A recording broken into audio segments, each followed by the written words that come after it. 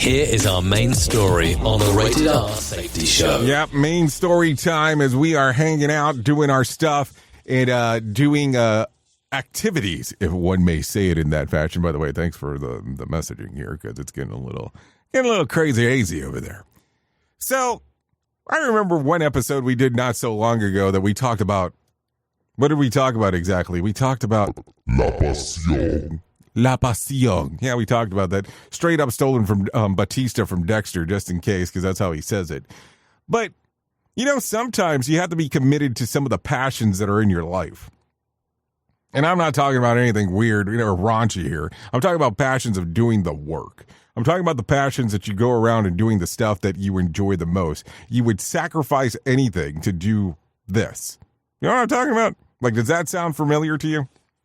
Or does it just sound like a dude that's off his rocker in regards to talking about some of this stuff? And it's okay if you believe that it's the latter, because these things do happen where it does sound like I'm a little, losing it sometimes. And that's okay. That doesn't bother me. But it shouldn't bother you either that I talk about some, well, I won't go as far as saying craziness, but I'll go as far as saying that I will talk about things that might not make people super comfortable in regards of doing it. And listen, sometimes the level of work that we do has a lot that you have to commit to, has a lot of stuff that you have to say, hey, I'm a gnarly Arlie and willing to do some of this stuff, opposed to just saying, I'm just going to do it. So, with that being said, why don't we talk about some of this? Why don't we talk about what you had to do to get to where you're at? What did you have to do to get exactly to this point in your career? Because some people get bothered when you start asking those questions, and I'm okay with not asking. And if you were to look back at your whole trajectory of things that you've done, would you be okay with where you're at now? Like, would you look at this and be like, hey, it's okay. It's okay of everything that we've done. Because some people would not be okay with it. And I will tell you, I am quite obsessed with this little band that they're talking about music and how they do stuff. So I want to play a little clip real quick, which I normally don't do on main stories, but take a listen to this. It's basically the same thing we do now with slightly better equipment. Hold on. Better equipment, yeah. Did Our I? aesthetic we've kind of created as well. Like Michelle will go home and do mood boards. Hold on. I might have screwed the pooch on this one. Hold on. Deep passion for each of us. It's just something we would do whether we had fans or not, or people listening, paying us, coming to shows or not. We would use whatever we had at the time to write all of our albums. Our Shadows album, that was all written, recorded, produced by us in like Paul's studio with probably broken mics and like not the best gear at the time. It's basically the same thing we do now with slightly better equipment. Better equipment, yeah. Our aesthetic we've kind of created as well. Like Michelle will go home and do mood boards for music videos and our merch. So Yeah. it's a do-it-yourself kind of operation. Yeah, and I mean, let's talk about that. How many do-it-yourself operations do we kind of do sometimes? Because that's the other aspect here.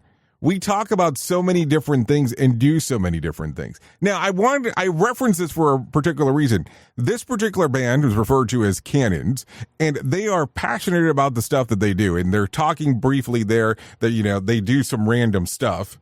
Duh. In regards of how they got their music started and so on. And I have been to organizations where budgeting has been minimal when it comes to certain things inside of what we'll call for this particular section, the safety department, for when people want to do what they call a safety blitz, where they go out there and they try to pass out stuff, information related to safety. And I've seen people be super creative. And I go sometimes, not that you need to actively care more about people, because that's not what we're going to dive into, but why is it that there's such a passion to the work that you do that you're willing to do the odds, the ins, and the outs to make things work? Now, listen, There are a bunch of musicians there that are talking about this, but we're talking about something entirely different. We're talking about you working for an organization, a corporation, an LLC, however you want to word it, and you're going above and beyond to make sure that things work. Why is that passion in you to do this? And are you that passionate about everything? I ask these questions not to stir up emotions. I don't ask these questions to kind of go, oh, no, you need to stop being passionate about other people's stuff. But when you become that passionate, what is it that's driving you? What is it that's behind you that you're going, yeah, this makes a lot of sense. This doesn't make a lot of sense. It should work. It shouldn't work. So on. I'm just asking because I want to make sure that we all have a better understanding of this. At the end of the day, you need to do the things that you're passionate about, but at what cost? If you go into that interview in particular, they talk about how they worked 6 to 6, and then they would do their music stuff. I will tell you, I have seen people that are in what we'll call the safety department that will do things that one would consider out of the ordinary to make sure things work. At the end of the day, it's not about passion. It's about what you feel that you need to be doing. It's one of those things that a lot of people will look back and go, this is what I'm committed to. And a lot of people that do this work, the work that you and I do, it's about the others. It's about the other people in the space. It's about people making it home, hopefully.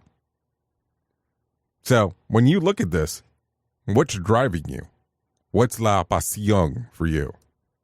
Oops! What did he just say? We at Safety FM don't always agree with viewpoints of our hosts and guests. Now back to real safety talk on Safety FM. Don't go anywhere. You're listening to the home of real safety talk. You're listening to Safety FM. We'll be right back.